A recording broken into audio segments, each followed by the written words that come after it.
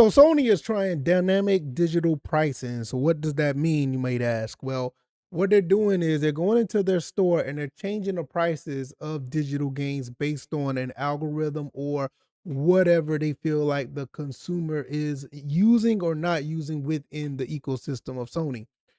There's other reports about this that I've seen, but I'm gonna give my thoughts about it without just really going through the whole spiel of what Sony's doing and give my thoughts and opinions. So first and foremost, this is something that, quite honestly, I think we should embrace. Now, I know some people out there thinking, well, this is digital dynamic pricing. There's no supply and demand on digital products. But I'm not looking at it from that standpoint. What I'm looking at it from is like, if they're really tracking what you do on their platform as far as the Sony PlayStation Store, and if you don't buy certain things, they will lower the price on it in a way so they'll get you to purchase whatever they want you to buy. The reason why I'm for this is because if you don't buy, you're going to get a good deal. And I know that's kind of counterintuitive to what people may think because they say like, hey, they can just put prices on anything and this, that, and the third, and whatever's good for one person may not be good for the next. Is kind of unfair. In a sense, I 100% understand that, but this is a situation where you can get a good deal on whatever you want if you just hold out. They're going to have to give you a good price, or if you don't get that price, your best bet is to just buy the game from a you know a brick and mortar store. I'm not a big proponent of digital games. I do have them, don't get me wrong, but at the same time, digital well, I can say digital, but dynamic pricing basically happens throughout any other practice that's not necessarily digital. This is one reason why I do love getting physical copies of games, because I know like, hey, if I don't like the price of something, I can talk a seller down to getting a price that I may like in some cases, or I'll just go somewhere else where I can get that deal. Now with Sony, their main front store is basically in a situation where they're trying to get you to buy Sony products on their store. There's other places and other situations where Sony's kind of blocking people from buying certain Sony items on other places. Like I think right now on Amazon, you can't buy like PlayStation cards or something like that. Something of that nature. But I do feel like, hey, look, if they're going to be the only place that where you can buy certain things, hold out. Don't sit here and buy any of their stuff until the price is right for you. Um, just because like a lot of people may want a game that's in demand, they may jack up the price. Yeah, I get that, and that's not really a good idea because that's kind of predatory. Because if everybody's buying it, a $70 game can go up to $80.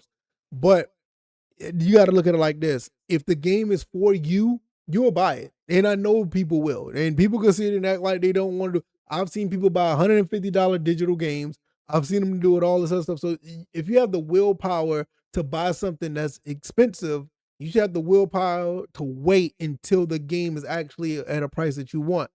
When it comes to digital games, that's basically what I do. I mean, Steam has basically spoiled me when it comes to buying digital products. I absolutely wait until the price is where I want it to be. Look at, I'll say for instance, Tekken 7, and just throwing that out there. I bought that game full price physical because I'm a big fan of Tekken. And then I saw the season price of the season passes price of all four of their, season passes. And I was like, I'm not paying for that. And then I saw the game on Steam, the whole bundle for the season pass and everything was like $30 or something. Absolute steal. You best believe I bought that game with all the season passes. And even though I do have the game physical on my PS4, I just got a really good deal at it at the end of the day, because that same DLC, if I bought it on PlayStation 4 at the time or PlayStation 5, um, I think those season passes are like $29.99 a piece or $19.99 a piece. I would have been, paying more at the end of the day. So I feel, I mean, that's just one example. Other examples, I can say, like, I have this game right here, Mortal Kombat 1, that's up here on my, desk right here.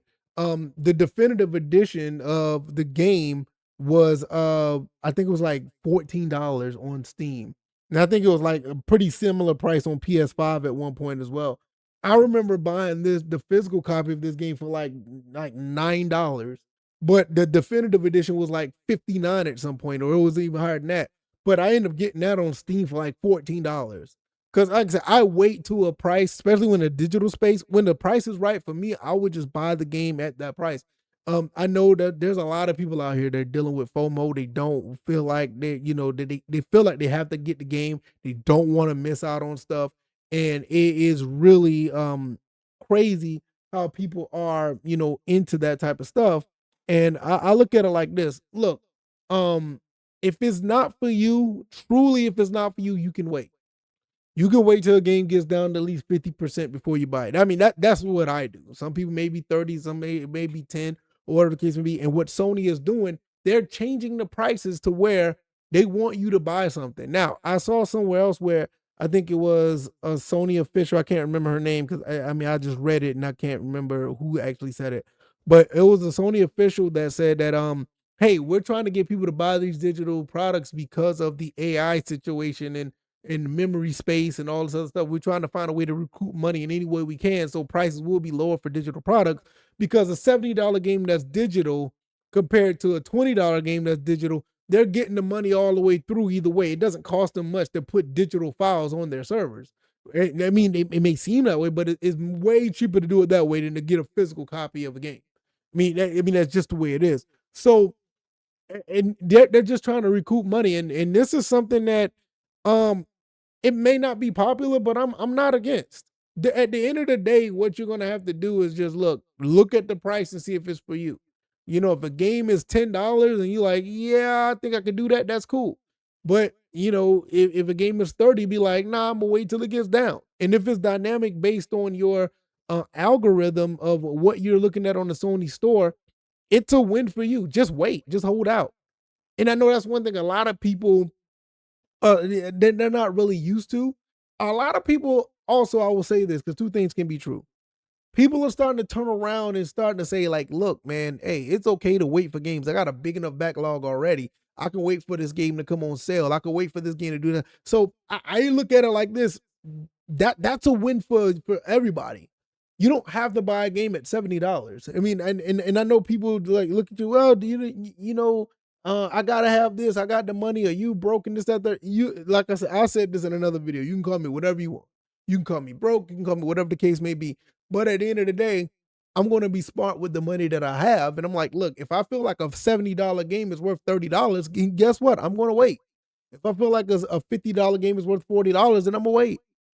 I got plenty of games to play, and I think a lot of us do, to be honest. It's just that there's a few people that really feel like they gotta have a game right now. And this is a way that you can be tested. Do you really need that game? Do you really need it? And I think that if we're really being honest, outside of the people that I know that like to play Madden day one, to play 2K day one, to play the new Call of Duty or Battlefield day one, outside of that, all these other games they really don't need right away. They can get them when they're cheaper, and I think this is a good opportunity to do so. Where we all sit here and cry and be complaining about $70 games and why this game is this much, that much. Just wait. Just wait. Like like if you have a PC, you know that that's the way to go.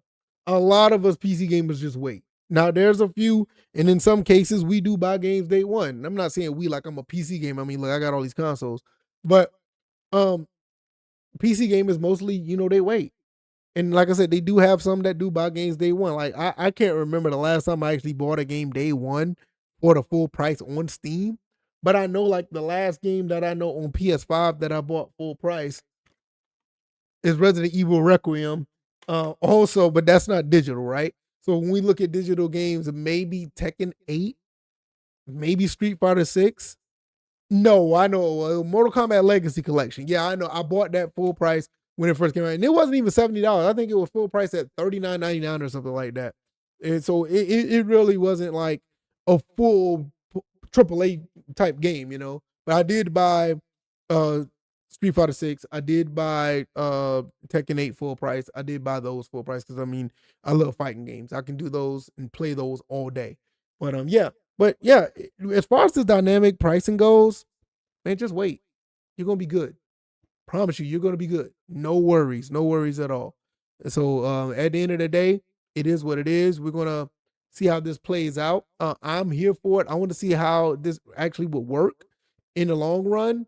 But if they're going to cater to me and lower the price based on what I'm looking at, or they raise the price based on what I'm looking at, they're going to be in a rude awakening because I will sit here and I will go to a store and buy a game physical, which I feel like there's more value in physical games anyway, before I buy a digital game.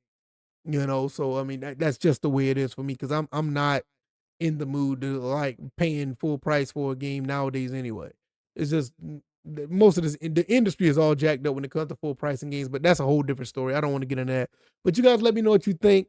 Are you guys into this? What do you think about dynamic digital pricing? How are you going to navigate through it? Like I said, I feel like, look, just hold out and wait.